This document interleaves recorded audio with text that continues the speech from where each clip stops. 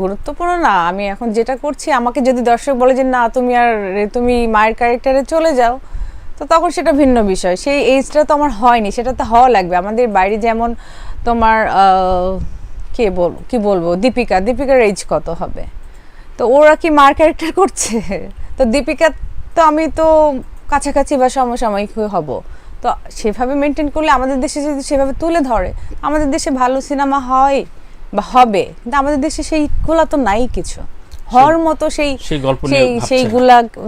সেই ধারের কাছেই নাই। যেমন পাঠানটা যে স্টাইলে করেছে, তা সেই বাজেট কই আমাদের দেশের? বাজেট কোথায়? আমাদের দেশের প্রোডিউসার কোথায়? যতটুকু হচ্ছে সেটাই অনেক বড়। হ্যাঁ, পিকনিক নিয়ে আমরা সফল হয়েছি, কারণ আমাদের পিকনিকটা অনেক ভালো হয়েছে, সবকিছু মিলে খুব সুন্দর ছিল। সব মানে আমাদের অ্যারেঞ্জমেন্ট, তারপর সবকিছু মিলে খুব ভালো ছিল। আর যারা আসেননি বা তারা ব্যস্ত ছিল, একটু দূরে হওয়াতে হয়তো বা অনেকে নাও আসতে পারে।